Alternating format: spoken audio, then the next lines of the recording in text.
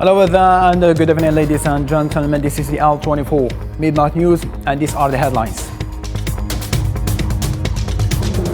Algerian Foreign Minister Mr. Al-Mamra held a number of bilateral talks with his Arab counterparts who flocked to the International Conference Center on the eve of the Arab League Council meeting at the ministerial level.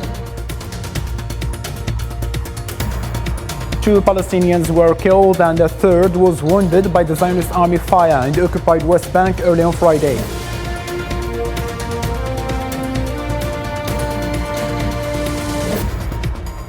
Thousands of Czechs protested in Prague demanding the center-right government step down, calling for talks with Russia on gas supplies ahead of winter. Despite completing over 2 weeks of significant exercises meant to deter its neighbor, North Korea launched another 2 short-range ballistic missiles.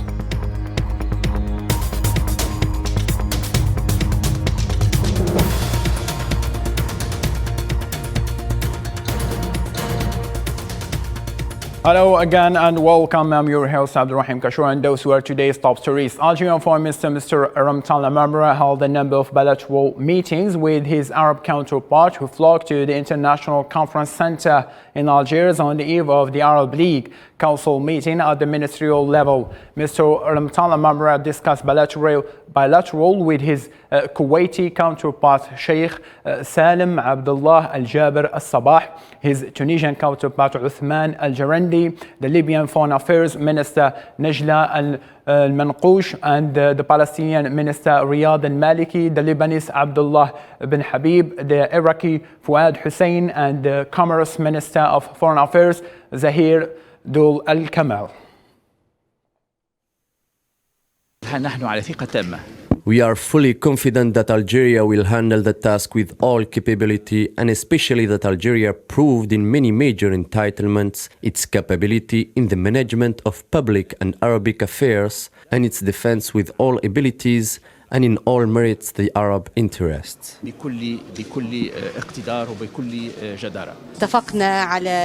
We agreed on the mechanisms of action to make this summit a success. And we wish it all the success because it has all the elements. We hope, God willing, that all the summit's resolutions in Algeria will be in the interest of the summit and Arab states. And we are here to work together hand in hand for a better future. We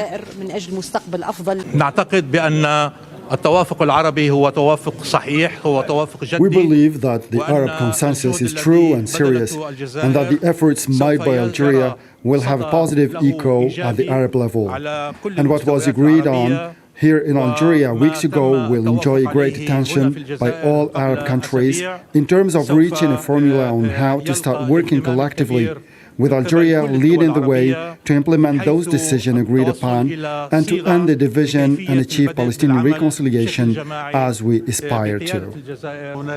Today, we have discussed important bilateral relations with Algeria, which are constantly improving. We also applaud Algeria for gathering Palestinians, because it is important to all Arabs, not only to Palestinians and Algeria. Because it is important to all Arabs, not only to Palestinians, and Algeria is eligible to do so. Today, the Arab world can make Africa the breadbasket of the world, thanks to the potential it has at its disposal, as we hope that together we will start thinking about all the issues in order to give hope to this youthful, ambitious Africa, and I believe that we will start talking about it at this meeting in Algiers. The preparation for the summit, as well as for the bilateral and historical relations between the Republic of Iraq and Algeria, are strong and have existed for a long time, and we are in the process of developing and strengthening this relationship. As for the Arab Summit, we reviewed the preparation and continuous work of the summit, and we are very happy with this preparation, and also we are pleased to attend. Proceedings of the meeting of the Economic and Social Council of the Arab League at the ministerial level in the preparation to the Arab Summit in Algiers, which began on Friday morning, concluded. The Secretary General of the Arab League, Ahmed Abul Ghaith, stressed the opening session that the topics discussed in the meeting carry a set of Arab priorities at the delicate stage the region is going through. إن الموضوعات التي نناقشها تشمل طيفاً واسعاً من الأولويات العربية. The topics we are discussing include a wide range of Arab priorities, especially at this delicate stage prevailing in the region and in the world in general. Especially at this delicate stage prevailing in the region and in the world in general. The last 3 years have witnessed difficult events. The result of a new international situation is more complex than ever. These events, notably the coronavirus pandemic, have had serious repercussions that are difficult for any country to confront alone. It also revealed the vulnerabilities of many economic systems, notably the global food security system. In the same line of thought, Tunisian Trade Minister Fadila Al-Rabhi bin Hamza said that the Arab countries are aware of the importance of establishing a strong bloc that allows them to strengthen their economic and trade and investment relations. The Arab countries realized before others the importance of establishing a strong bloc that preserves their independence and helps them advance their economies and allows them to strengthen their economic, commercial and investment relations since the late 90s of the last century, especially through the establishment of the Greater Arab Free Trade Area, the trend towards establishing an Arab customs union and the implementation of several agreements in the field of peoples and goods transportation, and other major projects and programs approved by the systematic and developmental Arab summits in the fields of road, railway, electrical and maritime link, Arab food and water security, support for employment and limitation of unemployment. On his part, Algerian Trade Minister Kamal Rizieq said that 24 recommendations have been adopted and will be submitted to heads of state of the Arab Summit that will be held on the 1st and the 2nd of November. He added that the Social and Economic Council discussed many issues of common interest, one of them to need to strive to achieve food security in the future. فيما يتعلق بالأمن الغذائي With regard to food security, the Council has approved 24 items, and these items will be raised during the summit and will be approved by presidents and kings. These items will become accessible to everyone and can be viewed, and you will note that it contains bold recommendations, because what the Arab world has experienced in the last 3 years in response to the COVID-19 crisis and the crisis of Eastern Europe led all countries to take into account the food security. There were agreements and debates by Kuwaiti, Algerian, Sudanese initiators and others because food security has become a priority. Within the same story, the Secretary General of the Arab League, Ahmed Abul Ghaith, called on Friday in Algiers for the development of an integrated Arab vision to address challenges of food security in the region. Miriam Zian. Food security, a major challenge facing the Arab region, is high on the agenda of Arab leaders in the high-level meetings prior to the 31st session of the Arab Summit. A threat that was exacerbated by the COVID-19 pandemic and the Ukrainian conflict. According to the regional overview of food security and nutrition, in the Near East and North Africa, 51 million people in some Arab countries are suffering from hunger, which highlights the urgent need to address food security gaps and challenges.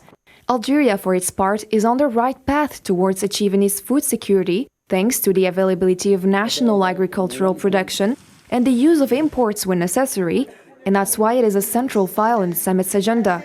During the proceedings of Economic and Social Council of the Arab League meeting, the Secretary General of the Arab League, Ahmed Abul Ghaith, called for the development of an integrated Arab vision to address the challenges of food security in the region. Ahmed Abul Ghaith also mentioned drought, population growth, and the lack of agricultural investment. In addition, the meeting will provide an opportunity for Arab leaders to review member countries' efforts to implement the 2030 Sustainable Development Plan, as well as the creation of the Arab Center for Economic Empowerment and Economic Development Studies. Algeria is making remarkable efforts, and that is by working with Arab States League members to settle and find solutions to the urgent matters of the Arab region. The Arab Summit to be held in Algeria is going to take place at Algiers International Conference Center, Abdelatif Rahel. The infrastructure is an architectural masterpiece designed to host such big events thanks to all the facilities and luxurious services it offers. Nabil Khazini. In a very calm place very close to the beach in the capital Algiers lies this engineering masterpiece. The International Center of Conferences Abdulatif Rahal is a luxurious infrastructure with a stunning, different and distinctive design. With its 270,000 square meters, the building can accommodate different types of events at the same time. Among the many spaces the infrastructure has a large 6,000-seat amphitheater, a 705-seat conference room, and 6 multi-purpose rooms for seminars, to mention a few. Enough to host big events such as the coming Arab Summit to be held on the 1st and the 2nd of November of this year in the Algerian capital. To cover such important events, the center offers journalists with all the necessary means, including a simultaneous interpretation for up to 32 languages. The Algiers International Center of Conferences is made not only to be the largest multi-purpose venue of its kind in North Africa, but also one of the most technically advanced purpose-built convention centers in the MENA region and most probably in the world.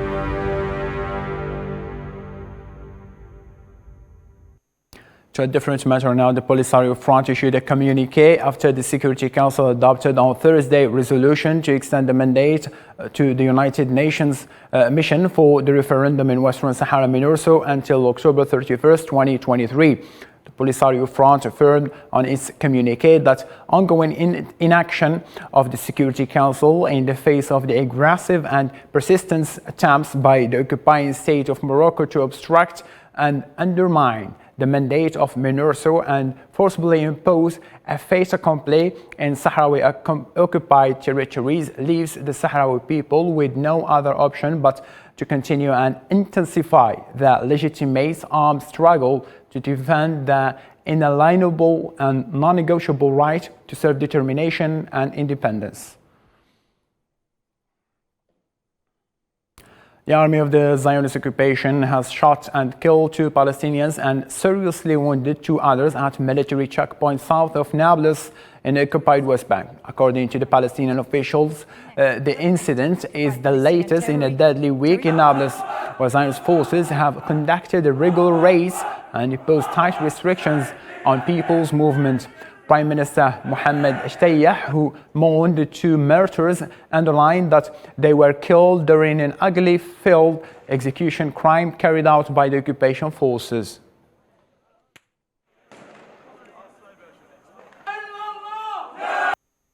The UN Special Envoy to the situation of human rights in the occupied Palestine territories, Francesca Albanese, has said that international community's approaches to the resolving the conflict in the Middle East serve to normalize the occupation, calling for an end to the Zionist expansionist policy. Albanese's report concluded the Zionist occupation violates Palestinian territorial sovereignty by confiscating, annexing, fragmenting, and transferring its civilian population to the occupied territory. Albanese urged on the occasion of the international community to demand an immediate end to the Zionist illegal occupation. Russian Defense Minister Sergei Shoigu on Friday said that the partial mobilization of 300,000 reservists to the fight in Ukraine that Russia announced in September was complete. Speaking at a meeting with Russian President Vladimir Putin broadcast on state television, Shoigu told Putin that the last task has been completed and no further measures are planned. Человек, из которых более 41 тысячи действует в составе подразделений.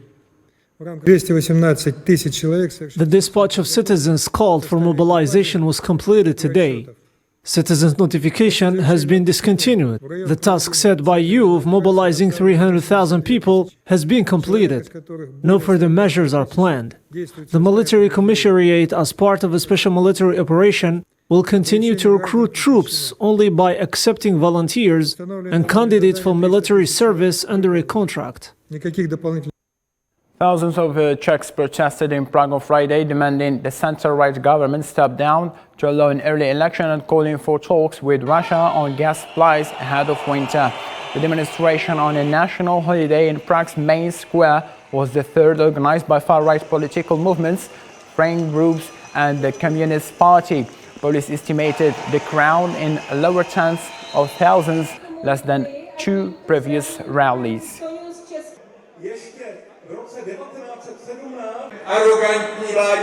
We have to send a message to this arrogant government. Enough is enough. We are not sheep. Go away. We blame the government for not taking care of the Czechs and supporting foreigners like Ukraine. The internet is full of it. The Nordic neighbors, Prime Ministers Finland and Sweden, said on Friday that they are committed to joining the NATO military alliance. Simultaneously, the two countries launched their bids to join NATO in May in response to Russia-Ukraine conflict.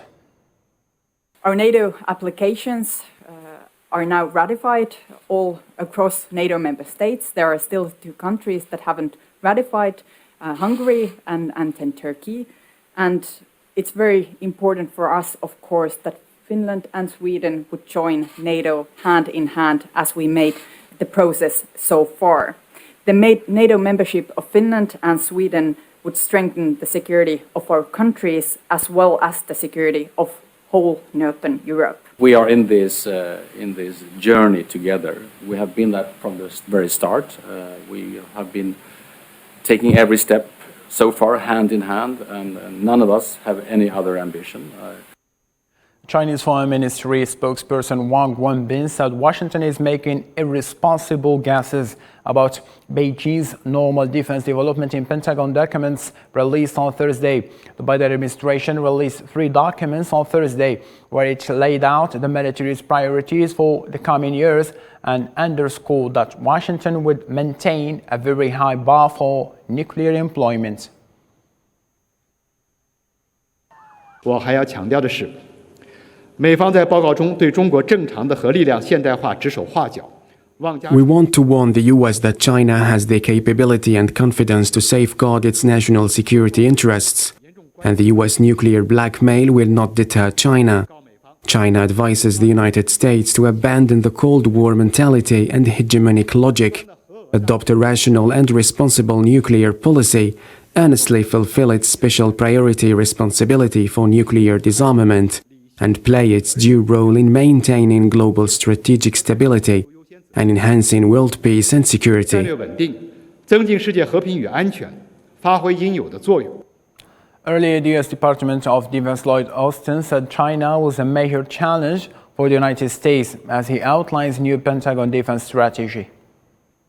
The key theme of the NDS is the need to sustain and strengthen U.S. deterrence, with the People's Republic of China as our pacing challenge.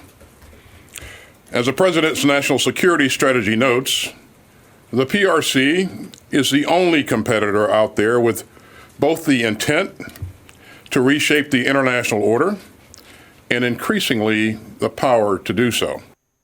The chief of San Francisco Police Department, Bill Scott, said the suspect in the attack on Paul Pelosi will face charges of attempted homicide and assault with deadly weapons, among others. Authorities in the United States said a hammer-wielding man attacked U.S. House Speaker Nancy Pelosi's husband during a break-in at the couple's home early yesterday.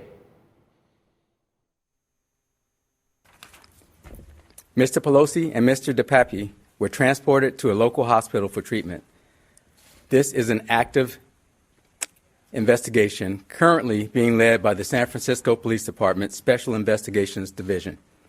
We are working closely with our partners from the FBI, the U.S. Attorney's Office, the U.S. Capitol Police, and our district attorney here in San Francisco County, D.A. Brooke Jenkins, and her team. The motive for this attack is still being determined. North Korea fired 2 short-range ballistic missiles off its east coast on Friday, with South Korean forces were wrapping up nearly 2 weeks of exercises aimed at deterring their northern neighbor, according to South Korea's military. The missile launches at a time of growing fears that North Korea is preparing its first nuclear test since 2017, where the latest in a year in which North Korea has tested a record number of missiles. Pyongyang has said its recent missile launches were in a protest against the joint exercises, which it says are provocative and rehearsal for an invasion. In Pakistan, the former Pakistani Prime Minister Imran Khan started a protest march to the country's capital, Islamabad, in the latest attempt to press the government to call for early elections. The walk, organized by Khan's Pakistan Tehreek al-Insaf party, began from Lahore, roughly 3,000 kilometers from Islamabad, where the march is expected to arrive next Friday.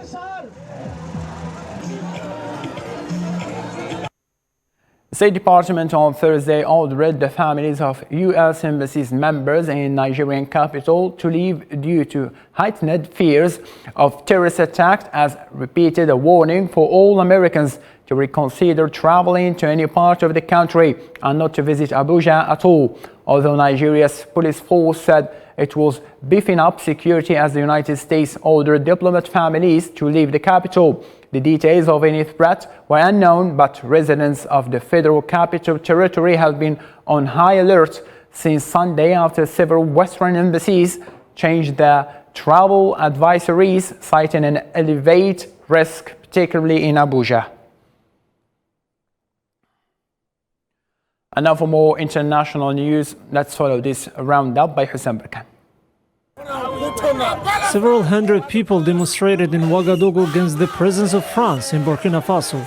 The demonstrators, who went to various places in the Burkinabe capital, including the French embassy, carried signs and chanted slogans against the French presence in the country. Japan said on Friday it will compile an extra budget worth 29.6 trillion yen, equivalent of $200 billion, to fund a fresh spending package to cushion the economic blow to households and businesses from accelerating inflation. The Pentagon has announced $275 million security assistance package for Ukraine. It's the 24th drawdown package from the Defense Department for Ukraine since August 2021. The department is announcing the authorization of the 24th presidential drawdown of security assistance valued at up to $275 million to meet Ukraine's critical security and defense needs. Outgoing Brazilian President Jair Bolsonaro spoke during a final campaign rally in Rio de Janeiro before confronting his opponent, former President Luiz Inácio Lula da Silva, during a last debate on Friday, before the second round of the presidential election on Sunday. The world's richest man, Elon Musk, has completed his $44 billion acquisition of the social media giant Twitter. Following accomplishment of the deal, Elon Musk fired the social media company's top leaderships, with accused of misleading him over the number of spam accounts on the platform. Musk is now expected to take on the role of chief executive at Twitter.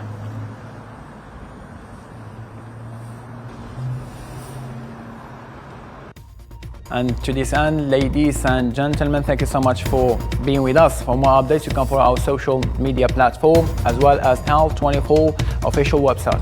Thank you so much for being with us, and good night.